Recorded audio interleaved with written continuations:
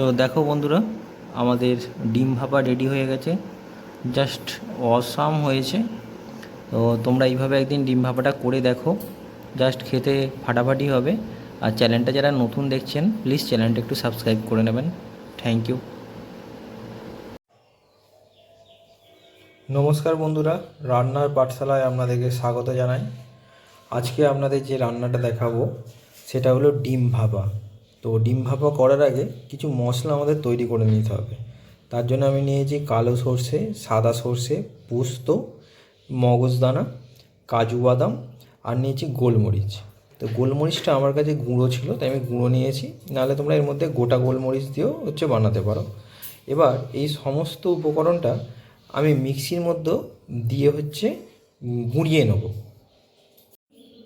তো দেখো বন্ধুরা, এবার একটা আমি কাঁটা চামচ নিয়েছি। কাঁটা চামচটা দিয়ে আমি ডিমগুলোর গায়ে এরকম ফুটো ফুটো করে দেবো। অনেকে ডিমটা মাঝখান থেকে চ্যালা করে দিয়ে ভেজে নিয়ে ভাপা করতে দেয়, তো সেটাও করতে পারো, কিন্তু সেটা হলে কী হয়, কুসুমটা অনেক সময় ছেড়ে বেরিয়ে যায়। যার জন্য আমি কাঁটা চামচ দিয়ে ডিমগুলোকে ফুটো করে দিচ্ছি। তো আমি এইভাবে সব কটা ডিমকেই ফুটো করে নিয়েছি। এবার সব ডিমগুলো আমি কড়াইয়ের মধ্যে ভেজে নেব। মানে গাটা একটু হালকা লাল হবে এরকম ভেজে নেবো। খুব বেশি কড়া করে ভাজবো না, একটু হালকা করে ভেজে নেব। তো এবার বন্ধুরা, এই টিফিন বক্সটার মধ্যে দিয়ে দিচ্ছি অল্প করে একটু তেল।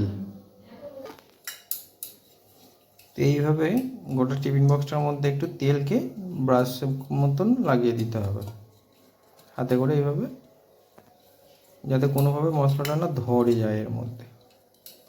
তো আমি এর যে মশলাটা বানিয়েছিলাম, সেই মশলাটা এখন এর মধ্যে দেব।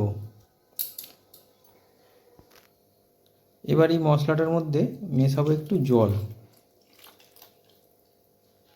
খুব বেশি পাতলা করব না, আর খুব বেশি গাঢ়ও থাকবে না।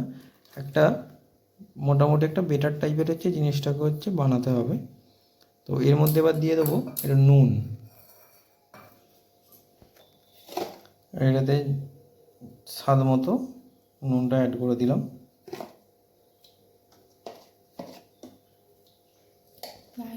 সামান্য একটু পরিমাণ হলুদ দিচ্ছি, একদমই সামান্য। এবার দিয়ে মিশ্রণটাকে একটু ভালো করে গুলিয়ে নিলাম। এবার একটা ডিমকে এর মধ্যে গ্রেট করে দিয়ে দেবো। তো আমি এখানে নিয়েছিলাম টোটাল 6টা ডিম, তো আমি 5টা ডিমের বানাবো। আর একটা ডিম আমি এখানে গ্রেট করে দিয়ে দেবো।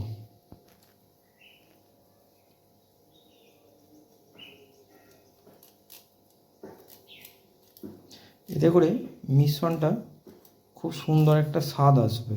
একটা কাঁচা ডিম এর মধ্যে এইভাবে গ্রেট করে দিয়ে দিলে, হ্যাঁ, মানে সেদ্ধ করে রাখা ডিম আর কি, এর মধ্যে ঘষে দিয়ে দিলাম। দিয়ে এটা মিশিয়ে দিয়ে এবার এর মধ্যে ডিমগুলোকে একটা একটা করে এর মধ্যে ছেড়ে দেবো। আর এর মধ্যে দেবো একটু গোলমরিচের গুঁড়ো। তো গোলমরিচের গুঁড়োটা এর মধ্যে দিয়ে ভালো করে মিশিয়ে দেবো।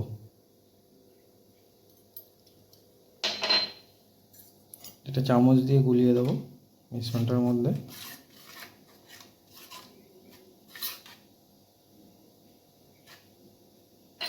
আর ডিমগুলোকে এর মধ্যে দিয়ে দেবো। এই সময় বন্ধুরা, তোমরা এই মিশ্রণটা জিভে একটু ঠেকিয়ে দেখে নেবে যে নুন ঠিক আছে কি না। কারণ এটা একবার হয়ে গেলে তখন নুনটা তোমরা হয়তো দিলে বেশি হয়ে গেল বা একবারে কম কম লাগলো, সেজন্য এই সময় একটু জাস্ট জিভে ঠেকিয়ে দেখে নেবে। এটা খাবার দরকার নেই কাঁচা, জাস্ট জিভে স্বাদটা নিয়ে দেখবে, তারপর হয়তো থুতু করে ফেলে দিলে। এইভাবে আর কি একটু দেখে নেবে। এবার এর মধ্যে দিয়ে দেবো কাঁচা লঙ্কা। তো তোমরা যারা ঝাল যেই রকম পছন্দ করো সেই হিসাবে লঙ্কাটা দেবে। আর যদি তোমরা খুব ঝাল না পছন্দ করো, সেক্ষেত্রে লঙ্কা যদি মনে করো স্কিপ করে যাবে, স্কিপ করে যেতে পারো, কোনো অসুবিধা নেই। এবার এটাকে টিফিন বক্সটার এঁটে দেবো। আর বন্ধুরা, এইটা আটার আগে জাস্ট একটু সর্ষের তেল উপর থেকে দিয়ে দেবো, তাহলে কি হবে, একটা ভালো স্বাদ আর গন্ধ আসবে সর্ষের তেলের। অল্প পরিমাণে একটু দিলাম, দিয়ে এবার টিফিন বক্সটাকে বন্ধ করে দেবো। তো আমি কড়াতে গরম জল বসিয়েছিলাম। জলটা অলরেডি আমার গরম হয়ে গেছে। আমি এবার এটাকে এই টিফিন বক্সটা এই জলটার মধ্যে মোটামুটি মিনিট 15 মতন হচ্ছে এটা রাখবো। তবে হচ্ছে ভিতরের যে মশলাটা আছে সেটা হচ্ছে ঠিকঠাক হবে মিশ্রণটা, নাহলে মশলাটার মধ্যে একটা কাঁচা কাঁচা ভাব হয়ে যাবে। তো এইভাবে হচ্ছে 15 মিনিট রাখবো, তারপরে এটা নামিয়ে নেবো। তাহলে আমাদের ডিম ভাপা রেডি হয়ে যাবে। তোমরা এইভাবে ফ্রেন্ডস একবার ডিম ভাপা তৈরি করে খেয়ে দেখো, খুবই ভালো লাগবে, কারণ আমরা বাড়িতে এইভাবেই ডিম ভাপা খেয়ে থাকি। তো থ্যাংক ইউ ফ্রেন্ডস, দেখা হবে পরবর্তী ভিডিওতে।